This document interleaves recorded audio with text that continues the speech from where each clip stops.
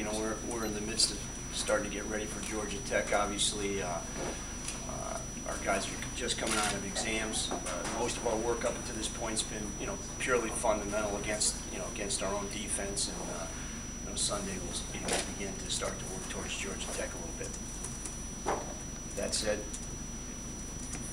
fire away. Do they compare to any Big Ten team defensively?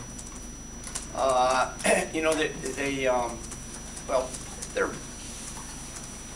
no, not really. You know, they're I think they're an 8-man front team. They want to be an 8-man front team. And they're like everybody else. You know, you got to stop the run in order to be successful.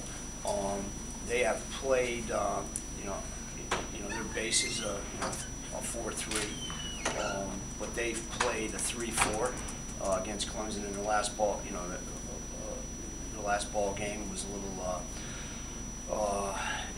They might have been a little injured, banged up in the defensive line, and felt that was a way for them to go. But you know, and they've played a lot of nickel defenses, very much like you play a regular 4-3 defense, except they've substituted a safety or another DB in there for one of their linebackers, and they're not afraid to go against, to run against it. Most people would only do that in passing situations. They've done it in a variety of other situations. But they're very athletic. They've got speed and they're strong up front. You know, Morgan, number 91, is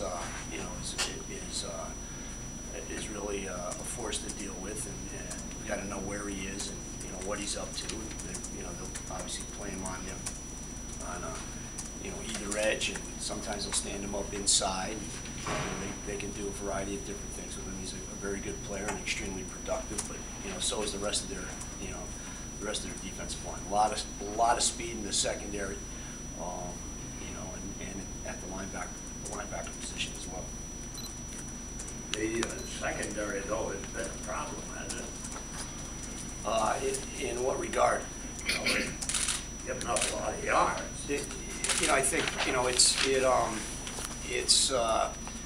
there have been some big plays. There's no doubt about it. It hasn't all come at the expense of the secondary, certainly, but that I'm sure that's something that they're aware of. In fact, they've given up some big plays during the course of the year.